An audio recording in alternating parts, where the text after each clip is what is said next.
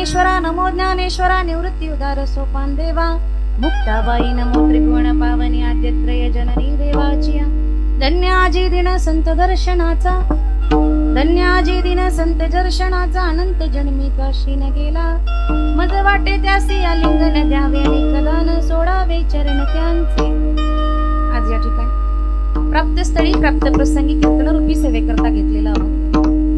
या जगावर या भूतलावर ज्यांचे अतिशय जास्त उपकार आहेत, ज्या उपकारातून आपण कधीच उतराई होऊ शकत नाही असे भगवान परमात्माचे निस्तीम भक्त संत एकनाथ महाराजांचा अवघ्या चार चरणांचा संतपर प्रकरणातील संतांची महती सांगणारा अभंग सेवेकरता घेतलेला आहे। विठ्ठल विठ्ठल विठ्ठल विठ्ठल विठ्ठल।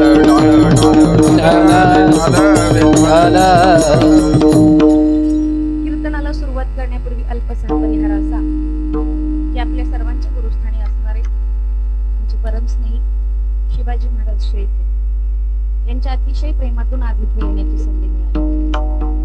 खरं तर आता कीर्तन करण्यासारखी मानसिकता नसताना देखील त्यांचं प्रेम, त्यांचा आमच्यावर असलेला विश्वास, कारण की आजच 2 महिने झाले माझे वडील या जगातून गेले आणि माझ्या वडिलांची आणि त्यांची अतिशय चांगली मैत्री, अतिशय चांगली। त्यांचं आणि माझं बोलणं झालं की ताई या अमावस्येला तुम्ही कीर्तनाला या। म्हणजे महाराज तुम्ही बोलणार आणि आम्ही नाही येणार, आपका हुकूम सरा हो, तुम्ही बोलणार आणि आम्ही नाही येणार असं होईल। त्यांनी प्रेमाने बोलवलं आणि त्यांच्या प्रेमामुळे आज तुमच्या सर्वांची भेट मला मिळालेली आहे। त्यांचं मनापासून धन्यवाद व्यक्त करते की महाराज योग्यता नसताना पात्रता नसताना तुम्ही आज मला इथे बोलवलं, त्याच्यामुळे मी मनस्वी तुमचे आभार मानते। कीर्तनाला सुरुवात करण्यापूर्वी बसलेल्या माणसांना मला आवर्जून एक गोष्ट सांगायची, कीर्तन संपेपर्यंत हाताने टाळी वाजवायची आणि मुखाने भगवंताचं नामचिंतन करायचं। हाताने टाळी वाजवलेल्याचे 2 फायदे आहेत, एक फायदा आहे तो संसारासाठी आहे आणि एक फायदा आहे तो शरीरासाठी आहे। कोणता फायदा पाहिजे तुम्हाला? महिला मंडळ बोला, 50% आपलीच आहे बघा ना, आता इथं उपस्थिती पण महिलांचीच जास्त आहे। कोणता फायदा सांगू? शरीरासाठी, संसारासाठी नको ना? हा, संसारासाठी पण सांगू। अहो एक ना एक दिवस या जगाचा निरोप सगळ्यांना घ्यायचा आहे, पण माणसाला संसारात ऐकायला लय वेळ। संसारासाठीचा पहिला फायदा, या बोटाच्या खाली एक रेष असते आणि याही बोटाच्या खाली एक रेष असते, ती रेष धनाची रेष मानली जाते। कशाची? धन म्हणजे काय? पैसा। घरी गेल्यावर बघायची, घरी सगळे जणी बघतात माझ्या हातावर येतात, सगळ्याच्या हातावर असते, घरी गेल्यावर बघायची। ही रेष ह्या रेषेवर आढळली तर ती रेष मोठी होते आणि संसारामध्ये प्रचंड जास्त पैसा येतो। हा झाला संसारासाठीचा फायदा। दुसरा शरीरासाठी, आपल्या हाताच्या कांडामध्ये जे जॉईंट्स आहेत, सांधे आहेत, त्या कांडामध्ये एक्युप्रेशर पॉइंट आहे। ते एक्युप्रेशर पॉइंट एकमेकांवर दाबले गेले, प्रेस झाले गेले तर शुगर बीपी सारखा आजार होत नाही आणि हार्ट अटॅक सारखा प्रमाण होत नाही। त्याच्यामुळे शरीरासाठीचा बी फायदा सांगितला, संसारासाठीचा बी फायदा सांगितला। मग कीर्तन संपेपर्यंत सगळ्यांनी काय करायचंय? टाळी वाजवायची। म्हणा विठ्ठल विठ्ठल विठ्ठल विठ्ठल विठ्ठल विठ्ठल विठ्ठल। बायका हुशार आहेत, सगळ्यांनी फक्त टाळ्याच वाजवल्या, विठ्ठल विठ्ठल कुणीच म्हणलं नाही। कारण तुम्ही काय म्हणला?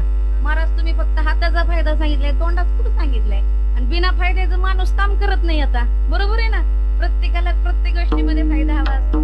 पण लक्षात घ्या, मुखाने जर भगवंताचं नामचिंतन केलं, मुखाने जर देवाचं नाव घेतलं तर तुमच्या आत्म्यामध्ये जे समाधान असतं ते तुमच्या चेहऱ्यावर प्रगट होत असतं आणि चेहऱ्यावर प्रगट झालेलं जे समाधान आहे ते सगळ्यांच्या इथं दिसत असतं। पंचपदी झाली, रुपावली चाल झाली, महाराजांनी चाल म्हणली, त्या बाळाने छान असा विना नाचवत नेला। कीर्तन आता 15, 20, 25 मिनिटं तरी झाली का नाही या सगळ्या गोष्टीला? बसलेल्या महिला मंडळांनी प्रामाणिकपणे सांगा, कोणाच्या मनात असं आलं का गॅसचं बटन बंद केलं असेल का? आलं का? दाराची कडी लावली असेल का? आलं का? जर बसलेल्यापैकी कुणाच्याही मनात हे गोष्ट येत नाही तर कीर्तनात सभा मंडप पवित्र, आणि कीर्तनाच्या सभा मंडपामध्ये, पवित्र सभा मंडपामध्ये संसाराच्या गोष्टीचा विसर पडत असतो। आयुष्यामध्ये प्रत्येकाच्या दुःख आहे, या जगामध्ये सुखी कोण आहे का? प्रत्येकाच्या आयुष्यामध्ये दुःख आहे, पण आयुष्यामध्ये आलेल्या दुःखाचं निरसन आणि निवारण जर कुठं होत असेल तर बाळू मामाच्या दरबारात होतं आणि भगवंताच्या नामचिंतनामध्ये होतं। विठ्ठल विठ्ठल विठ्ठल विठ्ठल विठ्ठल। बसलेल्या माणसाला शांत बसू वाटत नाही, बसलेल्या माणसाला काडीच मोड, महिला मंडळांच्या पदराला मोंडे असतील तर त्याच्या गाठीत मार. शेजारी बारकी पोरगी बसली असेल तर तिच्या मांडीवरच काहीतरी फोडून बस. बसलेल्या माणसाला कसं वाटतं का निवांत? अजिबात नाही. तिघ जण मित्र होते आणि निवांत बसले. निवांत बसल्यानंतर एका मित्राने काठी घेतली आणि काठीनं भुई टोकरायला सुरुवात केली. काय केलं? भुई टोकरायला सुरुवात केली काठीने. भुई टोकरत टोकरत टोकरत टोकरत हातभर खड्डा खाल्ला. किती? हातभर खड्डा. आणि माती लागायची बंद झाली, खळखळ खळ आवाज यायला लागला. म्हटलं माती लागायची बंद झाली, खळखळ खळखळ आवाज यायला लागला. म्हणून वाकून बघितलं तर म्हटलं चमकतंय काहीतरी. मग खोरं आणलं, टिकाव आणला, मोठा खड्डा केला आणि बघितलं तर काय तिथं घमेलं होतं. त्याच्यामध्ये नाणी होती. कशाची? सोन्याची. सगळी नाणी बाहेर काढली. तुम्ही तिने मित्र खुश झाले.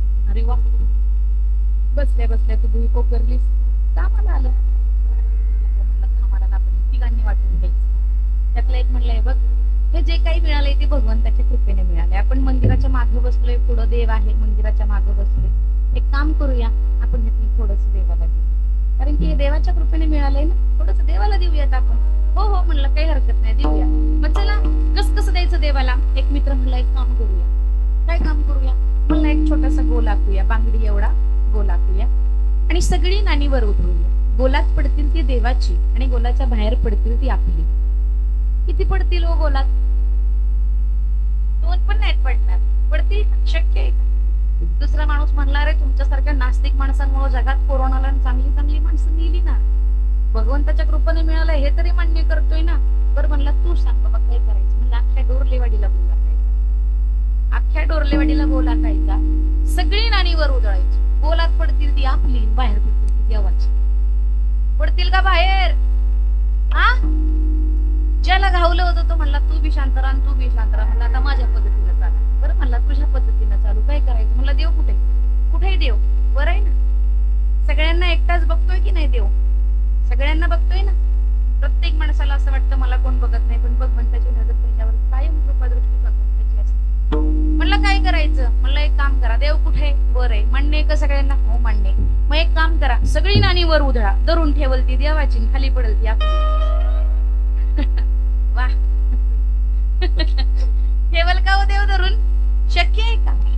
म्हणजे तुम्हाला ही गोष्ट कळतीये की हे भगवंताच्या कृपेने मिळालंय, पण भगवंताच्या कृपेने मिळालेली गोष्ट सुद्धा आपल्याला देवाला देऊ वाटत नाही. ह्या जगात आलेल्या प्रत्येक माणसाला असं वाटतं मी जे करतोय ते कुणालाही कळत नाही, पण तुम्ही जे करताय ते तुमच्या मनाला आणि भगवंताला कळत असतं. ते दूध डोळे जात मांजराची आणि म्हणी चोरट्याच्या तुम्ही जे करताय ते कुणाला कळत नाही, पण ते कुणाला कळत असते? भगवंताला कळत असते. त्याच्यामुळे माणसाने कर्म जपून करायचं असतं. महिला मंडळ, सांसारिक जीवनामध्ये कळत न कळत घडतं बरं का पाप, कळत न कळत. तुमच्याकडनं पण घडलं असेल. सांगू उदाहरण.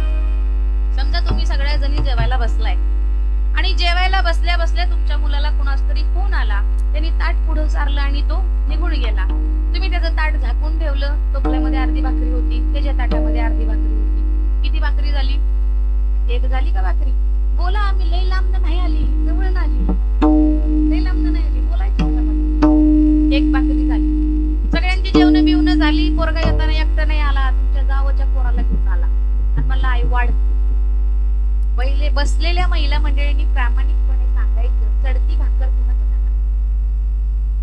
कुणाच्या? लेकाच्या ना. हे आईचं प्रेम आहे, पण हे संसारातलं पाप.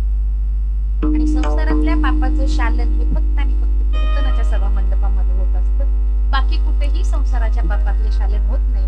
प्रत्येक जीवाला असं वाटतं मी जे करतो ते कुणाला कळत नाही, पण लक्षात ठेवा तुम्ही जे करताय ना ते भगवंताला कळत असतं. महाराज अतिशय छान म्हणतात, पाप करुणी पापी म्हण हे सैरा वैरा पळतैरा. काय काय केलंस भल्या मानसा देवाला सार कळतैरा. तू काय काय केलंस भल्या मानसा देवाला सार कळतैरा. नको नको ते खाऊन पिऊन, काय म्हणतात महाराज? नको नको ते खाऊन पिऊन या जीवाला तू जपशील र.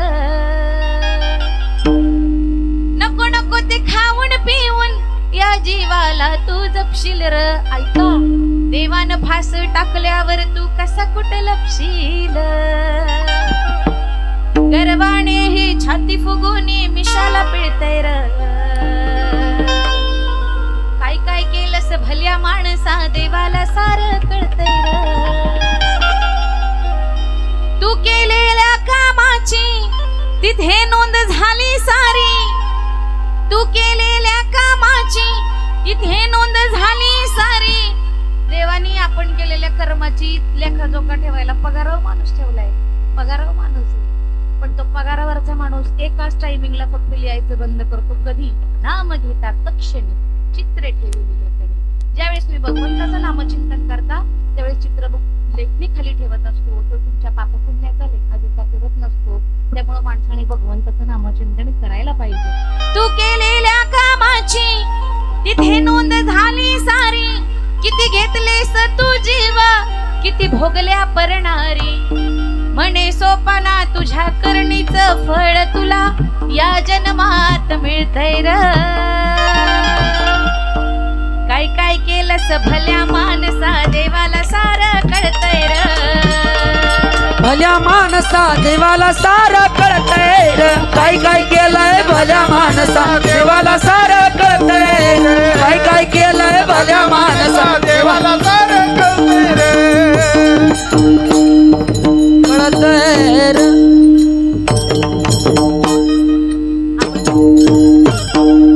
आपण जे करतो ना ते भगवंताला कळत असतं. त्याच्यामुळे माणसाने कर्म अतिशय जपून करायचं असतं. कर्म नावाची गोष्ट अतिशय जपून करायची असते. पूर्वी असं होतं, कीर्तनाच्या गाडीवर उभं राहून मी एक गोष्ट सांगते, कोणाला पटेल नाही पटेल, पण खरं सांगू, आज कीर्तनाच्या माध्यमातून ठिकठिकाणी फिरावं लागतंय. तुमच्यासारख्या प्रेमळ माणसांच्या मध्ये उठावं बसावं लागतंय. वारकरी माणसांच्या घरी जावं लागतंय. पण एक गोष्ट सांगते, आई वडिलांचं ऐकणारी ही शेवटची पिढी. काय म्हणते? आई वडिलांचं ऐकणारी ही शेवटची पिढी आणि पोरांचं ऐकणारी आपलीच पहिली पिढी. आता इथून पुढे आई वडिलांचं कोणी ऐकू शकत नाही आणि इथून पुढे पोरगा म्हणल तसंच चालावं लागणार आहे. पण हा प्रकार सुद्धा आपण मोडीत काढू शकतो. पण कधी? ज्यावेळेस आपण आपल्या मुलांना योग्य ते संस्कार करू. योग्य ते संस्कार काढायची गरज आहे प्रत्येकाच्या आयुष्यामध्ये. बघा, हल्ली म्हाताऱ्या माणसांची काही काही लोक फार चिडचिड करतात, पण मी खरं सांगू, मला म्हातारे माणसं फार आवडतात. अतिशय आवडते, अतिशय. माझ्या वडिलांचं माझ्या आजीवर अतिशय जास्त प्रेम होतं. अतिशय जास्त, खूप प्रेम होतं. कीर्तनावरून जर ते कंटाळून आले ना तर आजी कधी म्हणायची, माझे गुडघे दुखतायत, माझे हात दुखतायत, माझे पाय दुखतायत, भाऊ मला दवाखान्यात घेऊन जा. कधी कधी भाऊ तिच्यावर वैतागायचे, म्हणायचे, आई 700 किलोमीटर प्रवास करून आलोय ग, आई 900 किलोमीटर प्रवास करून आलोय ग, आई सकाळी जाऊया का ग. पण आईचं असं पडलेलं तोंड बघितल्यानंतर त्यांना असं वाटायचं, जाऊ द्या, आईला दवाखान्यात घेऊन जायचे. पण दवाखान्यातून आल्यानंतर ते म्हणायचे, आई जर यदा कदाचित तुझ्या आधी माझं काही कमी जास्त झालं ना आई, तर मी तुला लिहून देतो आई, तू महिनाभर पण जगणार नाहीस अशी नेहमी म्हणायची. आणि खरं सांगू, माझे वडील गेल्यानंतर अवघ्या 28 दिवसात माझी आजी, पुत्र शोकाने माझी आजी गेली. तिच्या आयुष्यामध्ये इतकं मोठं दुःख होतं, इतकं मोठं दुःख होतं का 2 मुलं, वयाच्या 37व्या वर्षी मोठा मुलगा गेला, वयाच्या 75व्या वर्षी नवरा गेला आणि वयाच्या 80व्या वर्षी, म्हणजे ती जवळजवळ 80-82 वर्षाची असताना दुसरा मुलगा गेला. ती म्हणली, देवा आता जगण्यात काय अर्थ आहे, देवा जगण्यात काय अर्थ आहे. ज्या 2 महान महात्म्यांना तिने जन्म दिला, ते दोन्ही महान महात्मे गेले, पण ती तिला नेहमी म्हणायची, आई माझ्या मागाने तू महिनाभर पण जगायची नाही. सांगायचं तात्पर्य एकच आहे, या जगामध्ये एकच अशी व्यवस्था आहे का जी निष्पाप भावनेने प्रेम करते, म्हणजे आपली आई आणि वडील. आई वडिलांशिवाय निष्पाप भावनेने ह्या जगामध्ये कुणीच प्रेम करत नाही, कुणीच नाही. प्रत्येकाच्या प्रेमामध्ये स्वार्थ आहे, प्रत्येकाच्या प्रेमामध्ये स्वार्थ आहे. नवऱ्याच्या प्रेमामध्ये बायकोविषयी स्वार्थ आहे, बायकोच्या प्रेमामध्ये नवऱ्याविषयी स्वार्थ आहे. उदाहरण सांगू का? उदाहरण सांगू. कोरोना आला तेव्हा बायकांना नवऱ्याला भाकरी कशी दिली? कशी? ढकलून दिली का नाही? का? नवरा होता ना, ढकलून दिली ना. विठ्ठल विठ्ठल विठ्ठल विठ्ठल विठ्ठल विठ्ठल विठ्ठल विठ्ठल विठ्ठल विठ्ठल विठ्ठल विठ्ठल विठ्ठल विठ्ठल विठ्ठल विठ्ठल विठ्ठल विठ्ठल ढकलून दिली भाकरी. नवरा बायकोच्या प्रेमात स्वार्थ आहे, पण या जगामध्ये एकच अशी व्यवस्था आहे ज्याच्या प्रेमामध्ये स्वार्थ नाही. त्या प्रेमाचं नाव आहे आई आणि त्या प्रेमाचं नाव आहे वडील. ज्यांचे आई वडील ये ना माझी आई ग ये ना माझी आई ग ये ना माझी आई ग ये ना माझी आई ग लेना माझी आई ग लेना माझी आई ग लेना माझी आई ग लेना माझी आई अगं चुकलं तुझं बाळाई रडते धाई धाई ग रडते धाई धाई ये ना आई ग ये ना माझी आई ग ये ना माझी आई ग ये ना माझी आई ग लेना माझी आई ग लेना माझी आई ग लेना माझी आई ग लेना माझी ये ग दाच गाई तुझ्या बाळासाठी आई तुझ्या बाळाचा तर सुनी गेलो गाई तुझं रूप पाहण्यासाठी गेलो गाई रूप पाहण्यासाठी आई बिना माया साऱ्या जगामध्ये नाही हो विश्वामध्ये नाही चाड द्या ये ना माझी आई ग ये ना माझी आई चाट द्या ये ना माझी आई ये ना माझी आई लेना माझी आई ग लेना माझी आई लेना माझी आई ग लेना माझी आई ग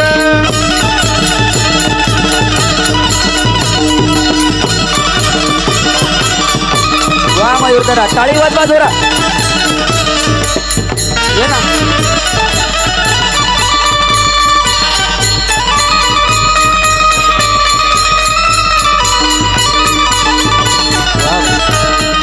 ये ना माझी आई ग ये ना माझी आई ग ये ना माझी आई ग ये ना माझी आई आई ग आई ग टाळ्या वाजवा यांच्यासाठी गरज आहे अशा कलाकारांची महाराष्ट्राच्या मागीला गरज आहे. या जगामध्ये निष्पापतेने प्रेम करणारी एकच व्यवस्था ती म्हणजे आपले आई वडील. आई वडिलांच्या प्रेमामध्ये कोणत्याच प्रकारचा स्वार्थ नसतो कोणत्याच प्रकारचा कितीही आपले आई वडील म्हातारे झाले ना तरी पण आपल्या लेकरांच्या विषयी आई वडिलांचं प्रेम कधीच कमी होत नाही. मी सांगत होते की मला म्हातारी माणसं आवडते अतिशय जास्त आवडते खरंच आवडते. म्हातारं माणूस म्हणजे घराचं कुलूप असतो. अख्खा घरदार जरी बाहेर गेला तरी एकटं म्हातारं किंवा एकटी म्हातारी अख्खं घर सांभाळत असते. त्या घरामध्ये कधी चोरी होणार नाही कधी साधं तुम्हाला सांगते दारातलं झाडूचा काडी सुद्धा जाणार नाही का म्हातारी बसून आहे ना.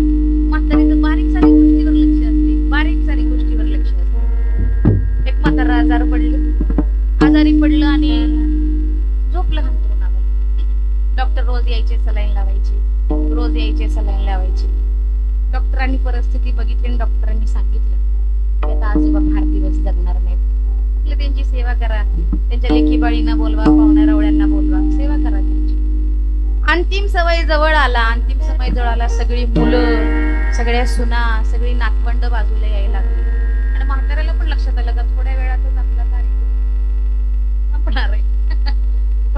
आपला कार्यक्रम संपणार आहे म्हाताऱ्याच्या हे लक्षात आलं मला सगळी जवळ आलेत सगळी पण बारकी सून दिसत नाही. बारकी सून सगळ्यांचा चहा पाणी करून तिला निरोप दिला बाई लवकर येतात सासऱ्याचं जरा लईच अवघड काम झालंय काय असेल थोडा वेळ तेवढ्या वेळ बघा बोला डोळ्यांनी बघा परत ते बघायला मिळतं का नाही. बारकी सून आली म्हाताऱ्यानं सुरुवात केली.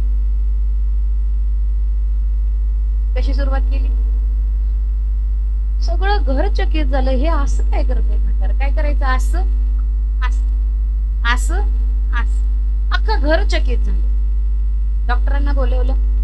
डॉक्टर म्हणले हे म्हातारं असं काय करतंय. म्हणलं आता काय अवघड आहे म्हणलं त्यांची वाचा गेलेली आहे त्यांना बोलता येत नाही पण त्यांना काहीतरी सांगायचं. डॉक्टरांनी इंजेक्शन सलाईन वगैरे दिली सांगायचंय काहीतरी कसं असं. मोठ्या पोराला असं वाटलं म्हातारेच असं म्हणणे की मागच्या भीतीत काहीतरी धन आहे पडा म्हणला सगळी भीत. हे अख्खी भीत पाडली काही सुद्धा गावलं नाही काहीच गावलं. म्हाताऱ्याचं काय हे थांबत. पोरांना असं वाटलं इकडच्या भिंतीत असेल इकडची भिंत पाडली. पोरांना असं वाटलं इकडच्या भिंतीत असेल इकडची भिंत पाडली. पोरांना वाटलं पुढच्या भिंतीत असेल पुढची भिंत पाडली. हे अख्खं घर दिवळीवाणी मोकळं केलं. कशात काही गावलं नाही, कशात काही गावलं. डॉक्टरांना बोलवलं. डॉक्टर म्हणले, महाराज डॉक्टर एक काम करा, किती लागतील तेवढे पैसे द्यायला आम्ही तयार आहे. म्हातारं काय बोलते कळलं पाहिजे. लागतील तेवढे पैसे आम्ही द्यायला तयार आहे, म्हातारं काय बोलते कळलं पाहिजे. डॉक्टर म्हणला 5 लाख रुपये खर्च आहे. किती? 5 लाख रुपये खर्च आहे. पण म्हातारं 2च मिनिटं बोलणार, पण 3ऱ्या मिनिटी म्हातारं जाणार, राहणार नाही. म्हातारं तयारी केली 5 लाखाची. 5 लाख धरले. मोठा म्हणला मी 2 देतो, मधला म्हणला मी 2 देतो, बरं का म्हणला माझी परिस्थिती जरा बिकट आहे, मी 1 देतो. 5 लाख रुपये घातले. म्हाताऱ्याचं ऑपरेशन थिएटर मध्ये नेलं. लाल लाईट लागली. बाहेर आले. डॉक्टर म्हणले ऑपरेशन सक्सेसफुल झाले. म्हातारा शुद्धीवर येईपर्यंत थांबा, अर्ध्या तासाने विचारा म्हाताराला. याचा अर्थ काय? अर्ध्या तासाने विचारा. आणि मग सगळ्यांची बाहेर चर्चा झाली. एकदाच विचारायचं. सगळ्यांनी सोबत आज चला. 3 पोरं, 3 सुना, 6 नातवंड, 2 लेकी, 2 लेकींची नवरे, त्यांची 4 नातवंड, सगळी एकत्र आतमध्ये गेली. म्हातारा शुद्धीवर आलं. सगळ्यांना म्हातारा बघितलं. म्हाताऱ्याने म्हणलं बारकी सून नाही. म्हातारा काय म्हणलं? बारकी सून. बारकी सून म्हणजे इथंच आहे मी तात्या. काय झालं? अगं तुला काही अक्कल बिक्कल आहे का नाही? संसाराप्रती काही तळमळ बिळमळ आहे का नाही? 4 दिवस झाले शेजारीनं चाळण नेली या. जा किती घेऊन ये. म्हातारा गेलं.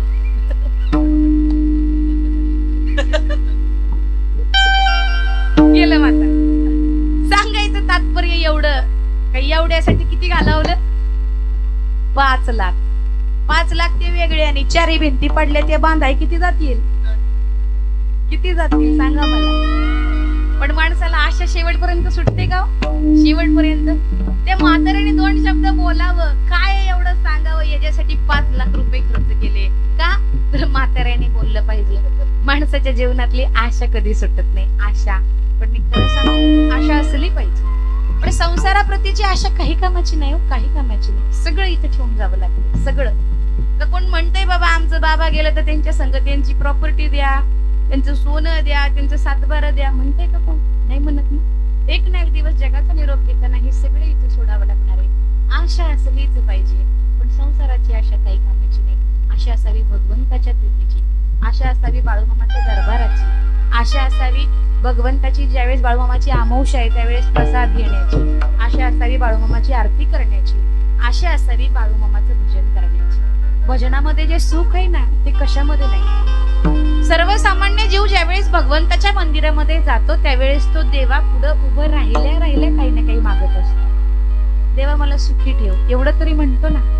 देवा माझ्या मुलाचं लग्न झालं म्हणजे मी मोकळा झालो. देवा माझ्या मुलीचं लग्न झालं म्हणजे मी मोकळा झालो. देवा आता मुलाचं लग्न झालंय, माझ्या मुलाच्या घरी पाळणा हल्ला म्हणजे मी मोकळा झालो. आशा सुटते का हो माणसाची? कधी सुटत नाही. पण मी खरं सांगू, भगवंताच्या मंदिरामध्ये गेलात ना तर संसारासाठी काहीच मागू नका, काहीच मागू नका. काय मागायचं देवाकडे मी सांगते, ऐका. गळ्यामध्ये माळ दे, हातामध्ये टाळ दे. गळ्यामध्ये माळ दे, हातामध्ये टाळ दे. देवा मला एक तरी अशी संध्याकाळ दे. देवा मला एक तरी अशी संध्याकाळ दे. संगीताचे ज्ञान दे, कंठामध्ये तान दे. संगीताचे ज्ञान दे, कंठामध्ये तान दे. तुझे गीत गाता यावे ऐसे वरदान दे. तुझे गीत गाता यावे ऐसे वरदान दे. मायेसाठी माय दे, मायेसाठी माय दे. वारीसाठी पाय दे, मायेसाठी माय दे. वारीसाठी पाय दे. तुझी कृपा कामधेनु अशी एक गाय दे. तुझी कृपा कामधेनु अशी एक गाय दे. दिवसभर काम दे, पोटा पुरता दाम दे. दिवसभर काम दे, पोटा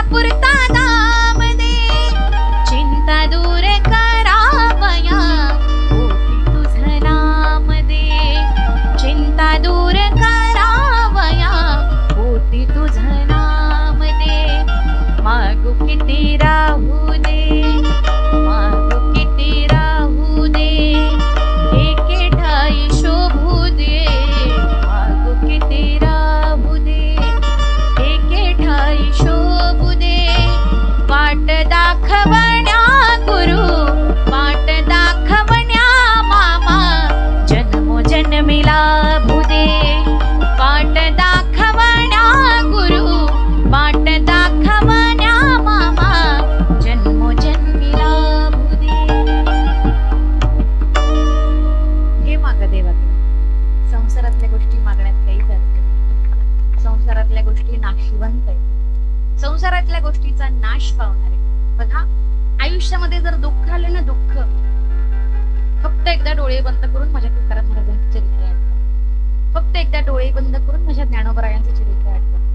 माणसं अशी म्हणतात का गळ्यात माळ घातली आळंदी पंढरपूरची वारी केली का दुःख नाहीस होतं. साफ खोटे खुडून टाका.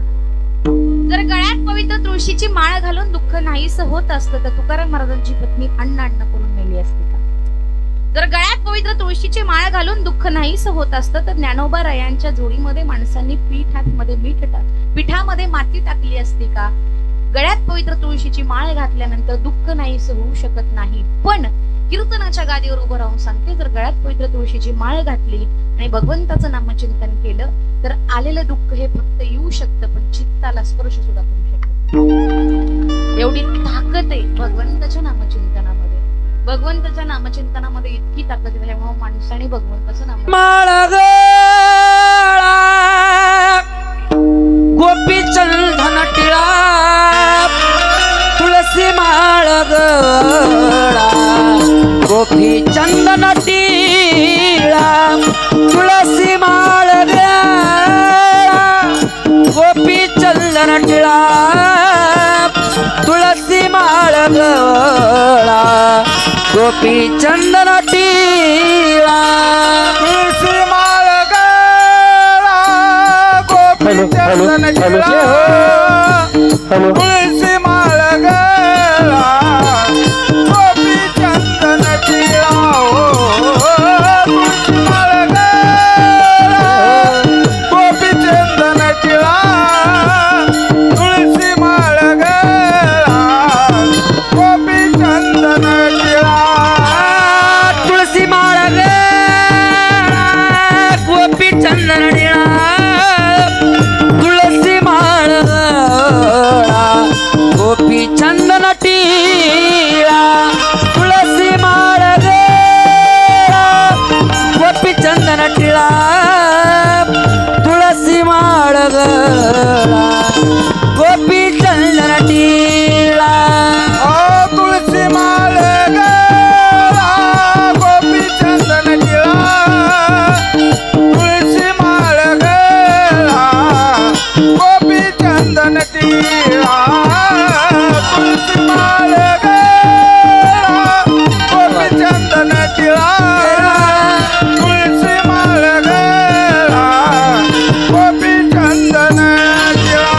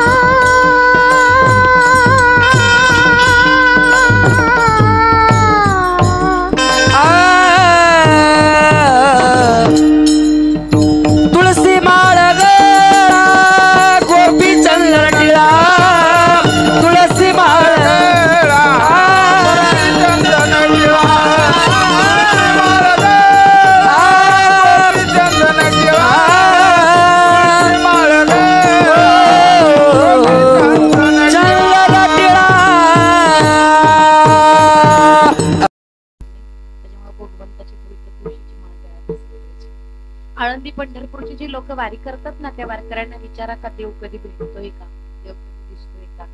त्यांना देव भेटत नाही, देवांचं दर्शन सुद्धा होत नाही, पण तरीही आळंदी पंढरपूरच्या वारीसाठी जातात. का तर ते सुख आहे, ते समाधान आहे, ते समाधान, ते सुख संसारामध्ये मिळत नाही.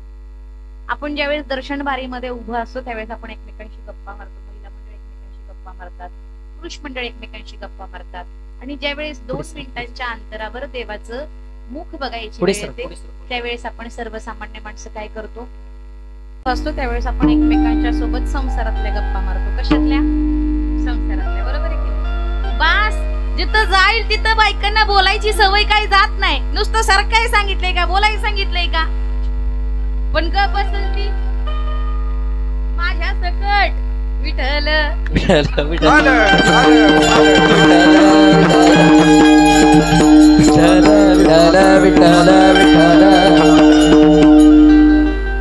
बायकांना तो आशीर्वाद आहे, देवाचा श्राप आहे का बाई कुठे सुद्धा ग बसत नाही. देवाने काय दिलाय श्राप का बिचारीच्या पोटात बी काही राहणार नाही. तुला म्हणून सांगते अख्ख्या गावाला येडा. खरंय ना?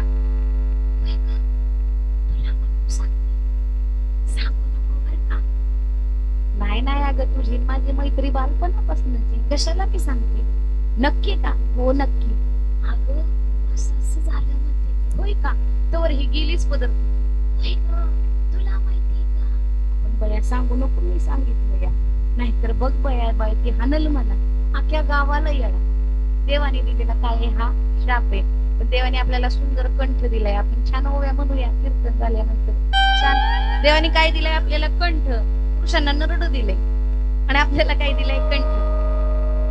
बघा, ह्या जगातनं सगळ्यांना जाणे बरोबर आहे, पण कधी ऐकलंय का हाताच्या बोटावर मोजण्या इतक्याच महिला असतील का ज्या हार्ट अटॅकने मेल्यात? हाताच्या बोटावर मोजण्या इतकेच, पण पुरुष सगळे हार्ट अटॅकने जातात का? सांगणे भानगडच नाही ना. हे कोंबारा नुसता, हे कोंबारा. पण बाईच्या पोटात बी काही राहत नाही आणि मनात बी काही राहत नाही. कुठेही हार्ट अटॅक अजिबात नाही. हार्ट अटॅक नावाची गोष्ट राहतच नाही बिचारीच्या पोटात बी. काय पुरुषांचं पोट हे असं भलं मोठं असतं का? जे सांगल ते पोटात, जे सांगल ते पोटात, जे सांगल ते पोटात.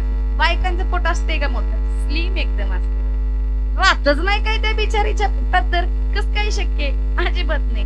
त्याच्यामुळे पुढं सर काय सांगितलं तरी 4 जणी म्हणल्या होय ग, कवा आलीस ना आत्ताची दिसलीस काय अग. नुसतं महाराज म्हणले पुढं सारखा तर एकमेकींसंग बोलून मोकळा. कवा ग आलीस ना आत्ताशी दिसलीस. पण तो भगवंतानी काय आहे, आपल्या महिला मंडळांना तो भगवंतानी श्राप दिलेला आहे का? आपल्या पोटात काही राहत नाही. विनोदाचा भाग सोडून द्या. पण मी सांगत होते की आयुष्यामध्ये येऊन जर माणसाला असं वाटत असेल की गळ्यात पवित्र तुळशीची माळ घातल्यानंतर, आळंदी पंढरपूरची वारी केल्यानंतर आयुष्यामध्ये सुख येतं, दुःख येत नाही. पण लक्षात ठेवा, दुःख नावाची गोष्ट असते ना, ते आपलं संचित असतं. आयुष्यामध्ये एखादी गोष्ट वाईट घडली ना, न लगे रुसावे अनिक बहुता आणि एक कल्या संचिता वाचून ये. आपल्याला आपल्या आई वडिलांवर रुसायचा अधिकार नाही, आपल्याला आपल्या नवऱ्यावर बायकोवर रुसायचा अधिकार नाही, आपल्याला आपल्या मुलांवर रुसायचा अधिकार नाही. आपल्याला अधिकार आहे फक्त आणि फक्त आपल्या संचितावर रुसायचा. का? तर आपल्या नशिबामध्ये जे घडतं ना, त्याच गोष्टी होतात. तुमचं ठरलेलं आहे ना अगोदर तुमच्या आयुष्यामध्ये कधी सुख द्यायचं आणि कधी सुख द्यायचं. हे ज्या वेळेस तुम्ही जन्माला आलाय ना, त्याच वेळेस ठरलेले. मग गरज काय कुणावर रुसायची? अजिबात नाही. कर्म देवादिकांना चुकले का? कर्मे श्रीराम वनवासा गेला, रामाला सुद्धा वनवासाला जावं लागले. कर्मे रावण क्षयो पावला, रावणाला सुद्धा रामाच्या हातून मरावं लागलं. कर्मे दशरथ वियोगे मेला, 4 पोरं असताना सुद्धा दशरथाला पुत्र वियोगाने मरावं लागले. आणि वियोग घडला सीतादेवी, सीतादेवीला सुद्धा आपल्या नवऱ्याशिवाय राहावं लागणार आहे. कर्म कुणाला चुकलंय का?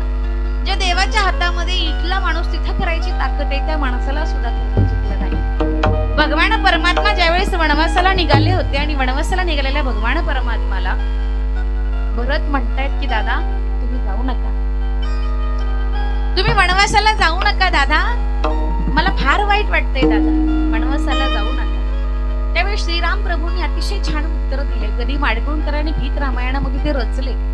श्रीराम म्हणतात भरताला, भरता तुला असं वाटतं ना रे माझ्या नशिबामध्ये कैकईनी वनवास मांडला, असं तुला वाटतं ना? तर ऐक भरता, कैकईनी माझ्या नशिबात वनवास मांडला नाही, माझ्या नशिबाचं हे पूर्व संचित आहे, ते मला भोगावं लागतं. कुणी सुद्धा माझ्या नशिबामध्ये वनवास मांडला नाही भरता. थोडे कैकई ना दोषी नव्हे दोषितात,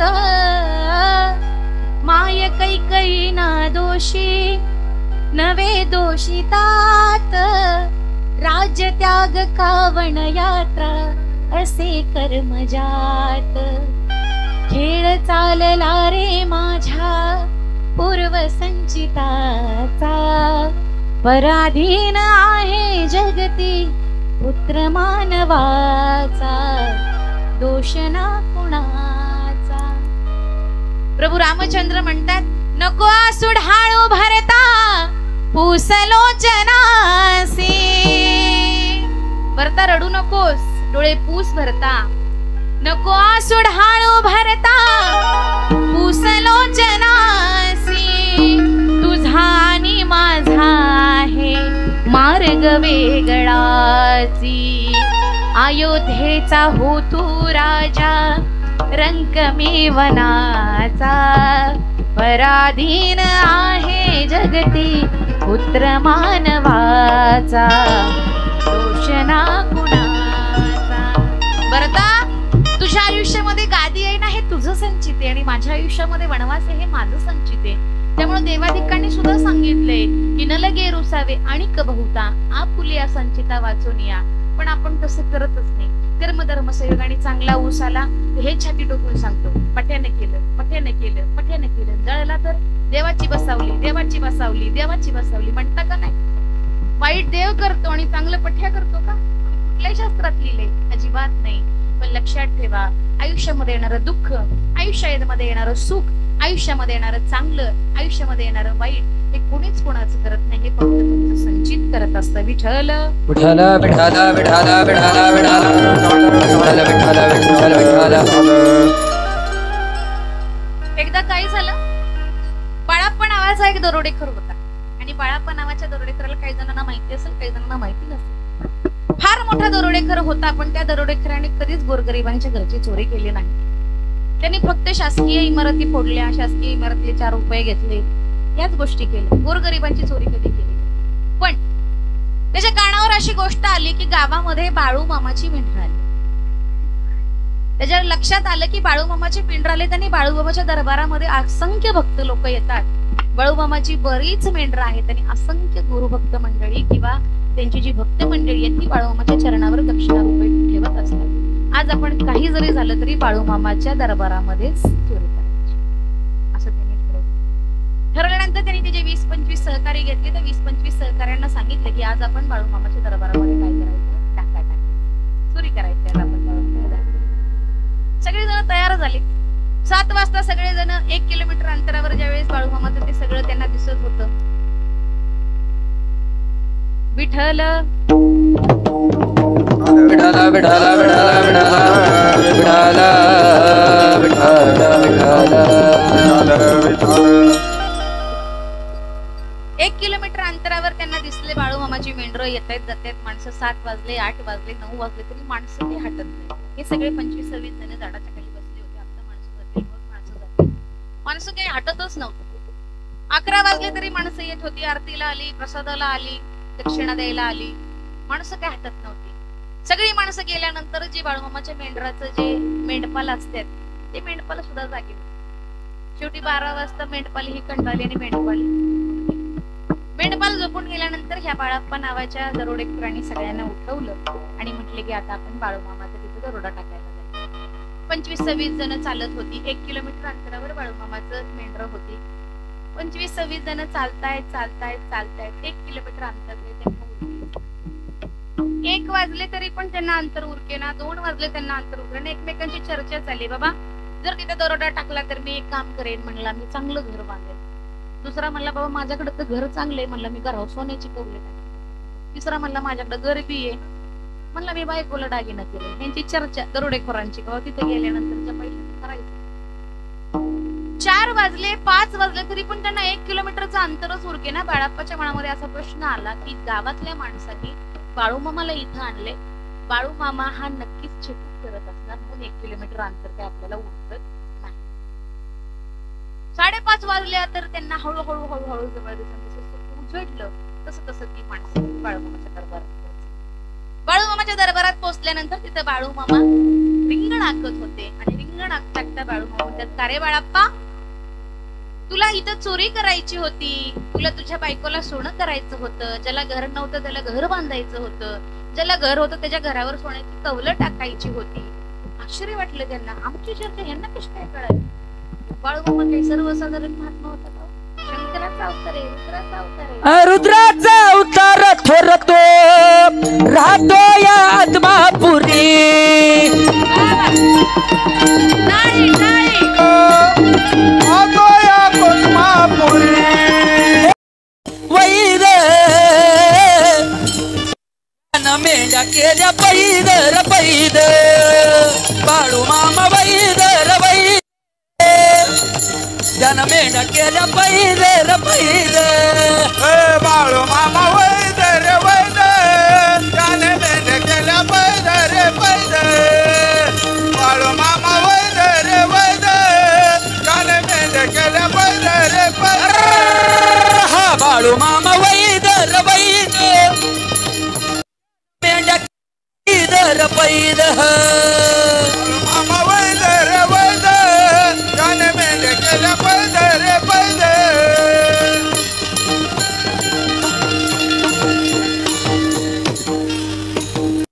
आल्या जन्मी योग यावा एक शब्द खरा भावा, आल्या जन्मी योग यावा एक शब्द खरा भावा. ओ बाळू माझं मरण ये मला आत्मा पूर दावा, माझं मरण ये मला आत्मा पूर दावा. माझं मरण येण्याआधी मला आत्मापूर जावा, माझं मरण येण्याआधी मला आत्मापूर जावा. आल्या जन्मी योग यावा एक भावा, आल्या जन्मी योग यावा खरा व्हावा. माझं मरण येण्या मला आत्मा पूर दावा, येण्याआधी मला आत्मा दावा. माझे मरण येण्याआधी मला आत्मापूर जावा, माझे मरण येण्याआधी मला आत्मापूर जावा. माझ्या देवारी बाळू मामा मला घरी काही कमी नाही, माझ्या देवारी बाळू मामा मला काही कमी नाही. ही बाळू मामाची पुण्याई, बाळू मामाची पुण्याई. पुण्याई बाळू मामाची पुण्याई, मामाची पुण्याई, बाळू मामाची पुण्याई. आदमापुराला जाता जाता मनाची चिंता, कपाळी भांडारा मामाचा ल्याई मला कमी नाही. बाळू मामाची पुण्याई, बाळू मामाची पुण्याई, बाळू मामाची पुण्याई, बाळू मामाची पुण्याई. बाळू मामाची पुण्याई, मामाची पुण्याई, बाळू मामाची पुण्याई, बाळू मामाची पुण्याई. रे बाळू मामा वैदर वैद, त्यानं मेंढ्या केल्या पैदर पैद. बाळू मामा वैद रे वैद, त्याने मेंढ्या केल्या पैद रे पैद. हा बाळू मामा वैदर वैद, त्यानं मेंढ्या केल्या पैदर पैद. रे वैद, त्याने मेंढ्या केल्या पैद रे पैद. बोला बोला बाळू मामा चरावर, बोला बोला बाळू मामा चरावर. जय बाळू मामा. संतांच्या चरणामध्ये इतकी ताकद आहे, नव्हे नव्हे संत चरण रोज, म्हणजे त्यांची माती जरी, त्यांच्या पायाखालची मातीचा स्पर्श जरी आपल्याला झाला तरी आपल्या आयुष्याचं सोनं होईल. बाळूमामा संत आहे, फार मोठे संत आहे. सगळ्या देवांच्या मिटिंगी झाल्या आणि मिटिंगी झाल्यानंतर देवांची चर्चा झाली. बाबा प्रत्येक धर्मात प्रत्येक जातीत कुठला नाही कुठला संत आहे, फक्त धनगरांच्या जातीमध्ये कोणत्या प्रकारचा संत नाही. देवांची मिटिंग झाली, देवांची मिटिंग झाली, पण धनगराच्या जातीमध्ये कुठल्याच प्रकारचा संत नाही. मग काय करायचं? घेतलं पाहिजे अवतार संतांनी त्यांच्या जाती. कोण अवतार घेणार, कोण अवतार देणार? तर शंकर भगवान उठले आणि शंकर भगवान म्हणले का मी धनगराच्या कुळामध्ये मी अवतार. आणि शंकर भगवानाने धनगराच्या कुळामध्ये अवतार घेतला आणि बाळूमामांसारखा अतिशय चांगला संत आपल्याला भगवंताच्या कृपेने बघायला. ज्यावेळेस बाळूमामांचा समाधी काळ जवळ आला होता आणि समाधी काळ जवळ आल्याच्या नंतर सगळ्यांची चर्चा झाली, बाबा बाळूमामाची मेंढर म्हणजे 7-8-10 हजार मेंढर, थोडी का थोडी मेंढर, 7-8-10 हजार मेंढर. बाळूमामा गेल्यानंतर ह्याला सांभाळणार कोण? बाळूमामा गेल्यानंतर ह्याला सांभाळणार कोण? दोघ जण आली, बाळूमामा आली. बाळूमामा मी काय म्हणतोय, म्हण की काय म्हणतोय? मला काय वाटतंय, ही जी मेंढरं आहेत ती मेंढरं आपण विकूया, त्याच्या पैशामध्ये एखादं महाविद्यालय बांधूया आणि त्या महाविद्यालयाला तुमचं नाव देऊ. बाळूमामा म्हणले, आता बोललास एवढा बोललास, परत जर बोललास तर हात कापून. बाळूमामाने त्यांच्या सेवकाला बोलवलं आणि सेवकाला बोलवून बाळू म्हणतात, का रे? म्हणलं, हा माझा बिडीचा एक बंडल आहे, या बिडीच्या बंडलामधून जर कुणी एखादी बिडी काढली तर त्याचा मी हात तोडीन. त्याला प्रश्न पडला, बिडीच्या बंडलातलं कोणी बिडी घेतली तर हात तोडायचा काय संबंध? घेतली तर घेतली, बिडीच्या बंडलातली बिडी घेतली ना, काय एवढा विचार करायचा?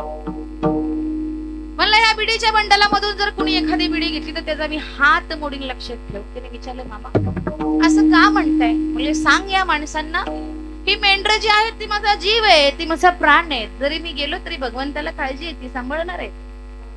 माझ्या मेंढरापैकी एका जरी मेंढराचं काही बरं वाईट झालं तर त्याच्या आयुष्याची माती झाल्याशिवाय राहणार. आज बाळूमामा जाऊन इतके दिवस झाले, पण बाळूमामाची 8-10 हजाराची जवळजवळ 20-1,000 मेंढरं झाली असते. कृपा आहे ना भगवंताची. निष्पाप भावनेने ज्या संतांनी या महाराष्ट्राच्या मातीवर प्रेम केलं, त्या महाराष्ट्राच्या मातीतून आपण कधीच उतरा येऊ शकत नाही. या महाराष्ट्राच्या मातीवर संतांचं प्रेम आहे, या महाराष्ट्राच्या मातीवर वीरांचं प्रेम आहे, या महाराष्ट्राच्या मातीवर शूरांचं प्रेम आहे. त्यांच्यावर आपले इतके उपकार आहेत की त्या उपकारातून आपण कधी मेंढ्या राखीत उन्हातानात, मेंढ्या राखीत उन्हातानात,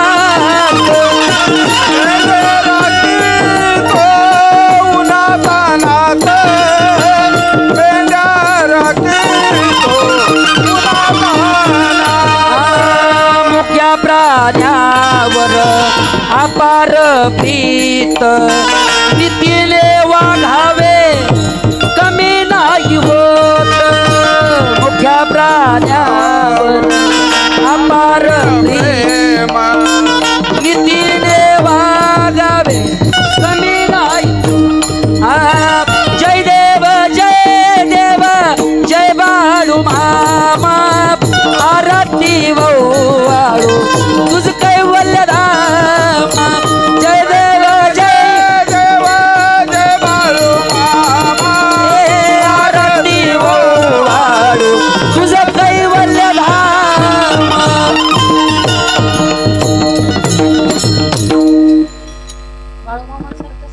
या महाराष्ट्राच्या मातीवर संतांनी जे आपल्यासाठी केलंय ना, ते कोणीच करू शकत नाही.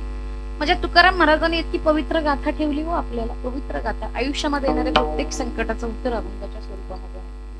माझ्या ज्ञानेश्वर माऊलींनी ज्ञानेश्वरी लिहित असताना अखंड ज्ञानेश्वरी लिहिली, आणि अखंड ज्ञानेश्वरी लिहित असताना शेवटच्या ओळीमध्ये महाराजांनी म्हणावं, येथे उरले माझे पायी पाय. ही श्रीमंती फक्त संतांची असेल. ज्या समाजाने ज्ञानेश्वर माऊलींना शेवटच्या क्षणापर्यंत त्रास दिला, ज्या समाजाने ज्ञानेश्वर माऊलींना पोटभर अन्न सुद्धा दिलं नाही, त्या समाजासाठी ज्ञानेश्वर माऊली म्हणतात की जो जे वांछिल तो केला. ज्याला जे जे पाहिजे ना ते ते देवा. संत संगतीचे, संत संगतीचे, हा संत संगतीचे. चाटीला आवाज द्या, चाटीला पंकवाजाच्या चाटीचा आवाज द्या. संत संगतीचे, संत संगतीचे, संत संगतीचे, संत संगतीचे. काय सांगू सुख, संत संगतीचे काय सांगू सुख, आपण पारखे नाही देते.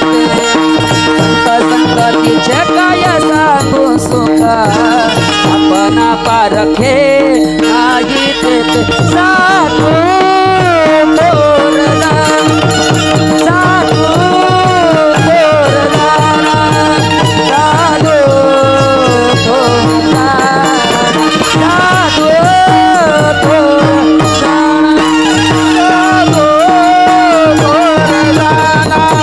साधू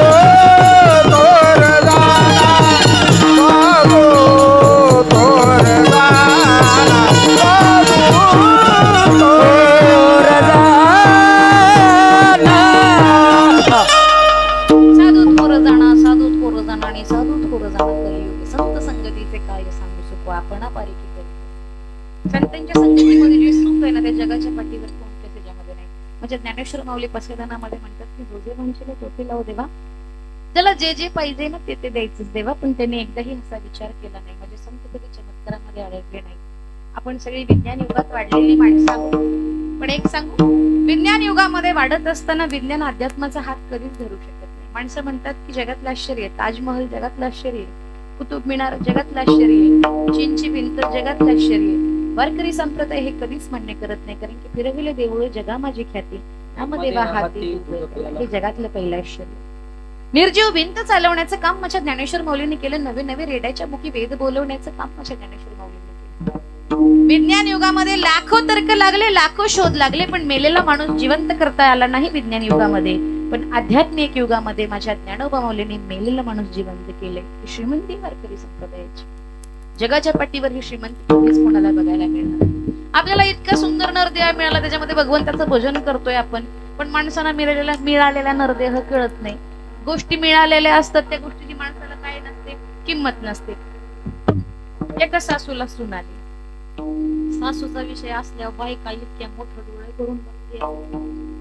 बोलायचं मग एका सासूला सून मिळाली, सगळं दिलं त्या सुनाला, सगळं दिलं. घरात पसारा घेतला, बया म्हणले सगळं दिलंय, बंब नाही दिला तुझ्या बापाने. काय नाही दिलं? बंब पाणी तापवायचं. सकाळी स्वयंपाक करताना उठली, सगळं दिलं, बंब नाही दिला. संध्याकाळी सगळं दिलं, बंब नाही दिला. बंब नाही दिला, बंब नाही दिला, बंब नाही दिला, बंब नाही दिला. दिवस रात्र त्या पोरीच्या मागं बंब नाही दिला, बंब नाही दिला, बंब नाही दिला. कंटाळली पोरगी, वाळून गेली पोरगी. बाई म्हणली सगळं दिलं आणि बंब नाही दिला. एक दिवस बापाचा फोनाला म्हणली का काय झालं? काय नाही म्हणली, बाबा मला भेटायला यायचं. म्हटली का ग भेटायला यायचं? काय नाही म्हणली, मला तुमच्याकडे काम.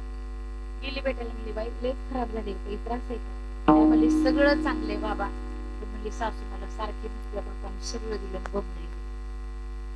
मी सगळ्यात पहिल्यांदा सांगितलं होतं या जगाच्या पाठीवर एकच अशी व्यक्ती आहे आपली माय आणि बाप, जे आपल्याला पुरीला पुढं घालवली, सावकाराकडे गेला, कर्ज काढलं आणि बंब दिला. पहिल्या एसटीने गेला आणि दारामध्ये बंब ठेवला. सासूबाई म्हणली बाई बाई बाई तुम्ही कशाला पाहुणं बंब आणायचं? कशाला तूच बोंबलत होती 6 महिने, सगळं दिलं बंब नाही दिला, सगळं दिलं बंब नाही दिला. त्यानं काय हाणून घ्यावं का तुझ्या पुढं? आता झाला पाहुणचार वगैरे झाला. पाहुणचार वगैरे झालं, ही अख्ख्या गल्लीतनं सुटली सांगत, बया सुनत बाप आला होता बंब, सुनत बाप आला होता बंब, बया सुनत बाप आला होता बंब.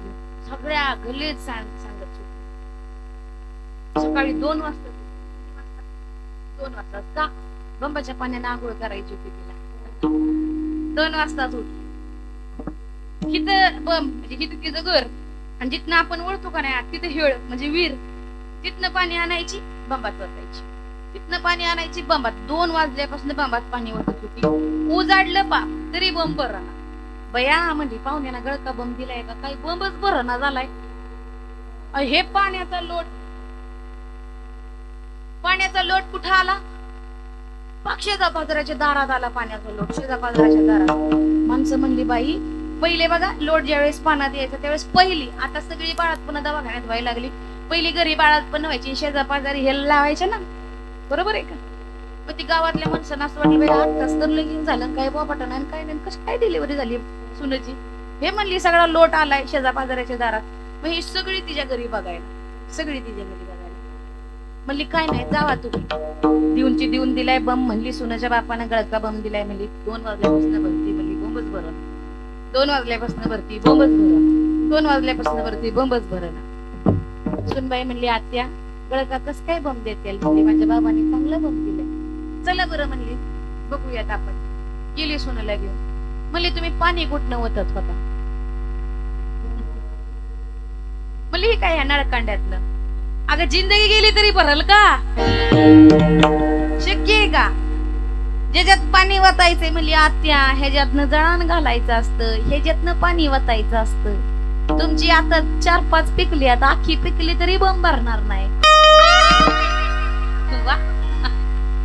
आखी पिकली तरी बंब भरणार नाही आत्या. सांगण्याचं तात्पर्य एक आहे, सासूला बंब मिळाला पण कळाला का?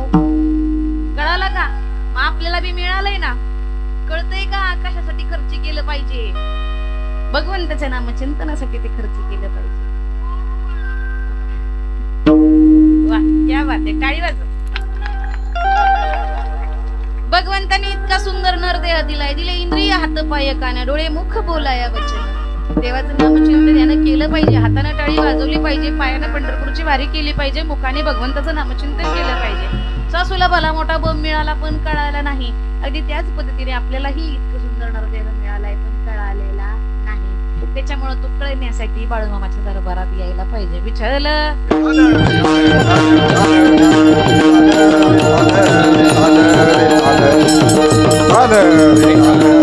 बघा, अन्न मान आणि धन, परसू तेरे तीन नाम. एक परसू, परशा, परसू आणि परशुराम. ज्याच्याकडे थोडे कमी पैसे असतात ना त्याला माणूस कुणीही म्हणते, हे परशा चल लवकर, चल लवकर. त्याच्याकडे एखादी गाडी असेल तर परशू चल की लागा लवकर. त्याच्याकडे बंगला असेल, गाडी असेल, माडी असेल तर परसू शेठ चला. परशा तेरे तीन नाम, एक परसू, परशा, परसू आणि परशुराम. ज्याच्याकडे पैसा आहे ना त्याची तीन प्रकारची नाव. पण लक्षात ठेवा, अन्न मान आणि धन एक प्रारब्धाधीन, म्हणून माणसाने ठेविले आनंदे पैसेची राहावे, चित्ती असू द्यावे समाधान. तुमच्या आयुष्यामध्ये मिळणारं अन्न हे तुमच्या संचिताप्रमाणे मिळते. तुमच्या आयुष्यामध्ये मिळणारा मान हे तुमच्या संचिताप्रमाणे मिळतोय आणि तुमच्या आयुष्यामध्ये मिळणारं धन सुद्धा तुमच्या संचिताप्रमाणे मिळते. जितकं लिहिलंय तितकंच मिळतं, त्याच्यापेक्षा जास्त मिळत नाही. पण माणसाची खटपट असते जास्त. एक वारकरी होता आणि त्याला असं वाटलं की आता काल्याच्या कीर्तनाला जावं, हंडी फोडल्यावरच जेवावं. बायकोनी चपाती केली, भाजी केली, म्हणली आता काल्याच्या कीर्तनाला तुम्ही निघालाय तर एक काम करा, जेवण करून जावा. तो म्हणला का नाही बाई, आता मी काल्याच्या कीर्तनाला निघालोय, मी काही जेवणार नाही. म्हणले मला काही जेवायला बिवायला देऊ नको. अहो 2 घास खावा, माझा ऐका, 2 घास खावा तुम्ही, माझा ऐका. काही त्यांनी ऐकलं नाही. नाही म्हणले मी नाही खाणार. गेला काल्याच्या कीर्तनाला. काल्याचे कीर्तन झालं चालू 11:30 वाजता. किती वाजता? माझ्याकडे बघा, इतक्या उशीर कुंबलून सांगते संसारातल्या गोष्टी टिकणार नाहीत तरी तुमचं लक्ष नाही माझ्याकडे. काय सांगितलं? 11:30 वाजता कीर्तन सुरुवात झालं आणि 1 वाजता महाराजांनी हंडी फोडली. ह्याला लय भूक लागली होती. मला पहिल्या पंक्तीला बसतो पण म्हणलं असं कसं बसायचं म्हणून हात धुवायला गेला. पाण्याची बाटली भरून आणतो सगळ्या पंक्ती गत झाली. तिथंच त्याने जागा केली. मला मागे सारखा. तिथंच त्याने जागा केली. मला मागे सारखा. मला मी इथं बसतो. तिथं बसला. वडप्याने वाढायला सुरुवात केली. भात बुंदी कालवण वाढलं आणि शिळ त्याच्यापर्यंत आल्यापर्यंत भात संपला. बुंदी वाढायला सुरुवात केली. त्याच्यापर्यंत आला भात संपला.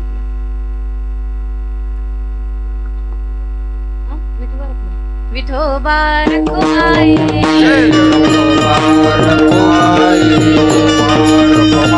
जय विठोबा